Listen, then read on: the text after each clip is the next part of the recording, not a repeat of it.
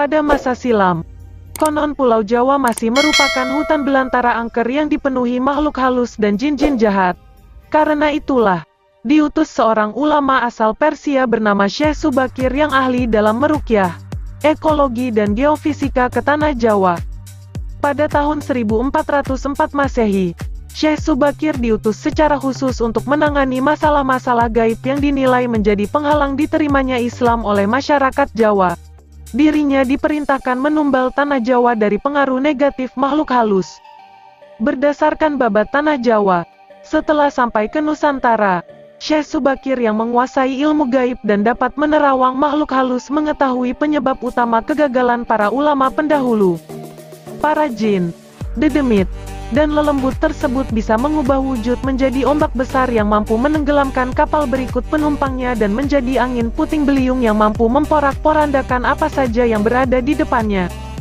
Selain itu, jin kafir dan bangsa lelembut bisa berubah wujud menjadi hewan buas yang mencelakakan para ulama terdahulu. Karena itulah, Syekh Subakir yang dikenal sebagai ahli menumpas bangsa jin diutus ke tanah Jawa. Kisah peperangan dengan dunia gaib yang dilakukan Syekh Subakir di Pulau Jawa, yaitu ketika dirinya berperang melawan Sabda Palon atau Kiai Semar yang dipercaya sebagai pengasuh tanah Jawa. Penghuni tanah Jawa pada saat itu adalah para dedemit, jin, dan setan. Eyang Ismoyo, Kiai Semar, diciptakan oleh Tuhan Sang Pencipta untuk momong tanah Jawa sampai 1100 tahun, ujar Sumarlan juru kunci Gunung Tidar. Dalam hal ini, Eyang Ismoyo menjadi raja para makhluk gaib tersebut. Namun wujudnya bukanlah dedemit, jin, maupun setan. Ada indikasi kepercayaan masyarakat sekitar bahwa Kiai Semar merupakan nabi utusan Tuhan untuk menjaga tanah Jawa.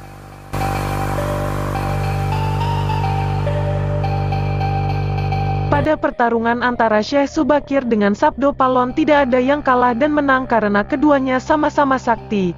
Hingga akhirnya muncul perjanjian damai antara keduanya.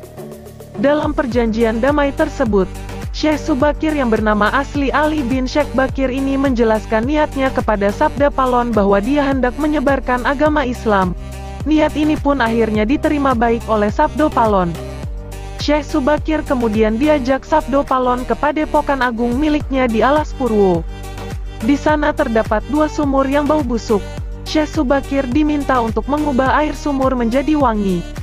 Hal ini dilakukan agar dirinya bisa menetap di Pulau Jawa khususnya sekitar Gunung Tidar yang berada di Magelang. Bila Syekh Subakir berhasil, Sabdo Palon dan para dedemit tidak akan tinggal di Pulau Jawa melainkan di pantai selatan. Kemudian Syekh Subakir nyabdo atau mengubah air sumur tersebut. Air di satu sumur bisa menjadi wangi, sedangkan di sumur satunya tidak bisa menjadi wangi, ujar Sumarlan. Nyabdo sama halnya dengan sababiyah ataupun ruqyah. Hal pertama yang dilakukan Syekh Subakir adalah menerima tantangan tersebut. Kemudian dia membacakan doa-doa yang diambilnya dari Al-Quran agar mengubah air tersebut menjadi harum. Pembacaan doa-doa dengan ayat Al-Quran, As-Sunnah, serta zikir menyebut nama Allah dalam Islam disebut ruqyah. Tujuannya adalah untuk menetralkan suatu hal, baik itu barang, tempat, bahkan manusia agar terlepas dari gangguan makhluk gaib. Ruqyah yang dilakukan Syekh Subakir lebih menonjolkan doa-doa untuk benda-benda mati atau tidak bernyawa. Dalam mengubah air sumur, Syekh Subakir hanya mampu membuat satu sumur menjadi harum, sedangkan yang satunya tetap berbau busuk. Menurut Fika Nada Nailihak dalam kearifan lokal bertajuk religi dalam Mite Gunung Tidar, satu sumur yang berbau harum menandakan kehidupan manusia, sementara sumur yang berbau busuk menandakan kehidupan jin dan setan. Hal tersebut menandakan bahwa antara kehidupan manusia dan jin yang lebih tinggi adalah manusia, jelasnya. Mas, sering tak berkunjung ke sini, Mas? Ya, beberapa kali. Sekali. Punya hajat atau mempunyai apa tujuannya ke sini, Mas? Ya, minimal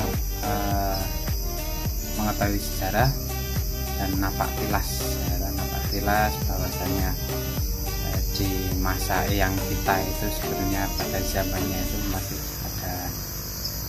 ada energi-energi yang mungkin bermanfaat bagi kita, yang paling tidak di sini itu di pucuk Gunung Tidar, yang mana banyak para ulama itu ketika bermeditasi menuju ke Sang Kholik untuk mendekatkan diri itu lebih enak.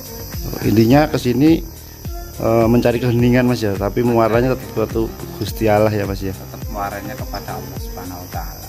Nah, gitu. Sendirian berarti tadi Mas? Ya, ada beberapa teman tadi sudah mulai turun. Sekarang tinggal kita menikmati malam yang indah ini, yang mana diciptakan Allah. Pastinya kita dalam menikmati ciptaannya pasti menambah rasa syukur, minimal di situ. Oh ya, makasih ya Mas.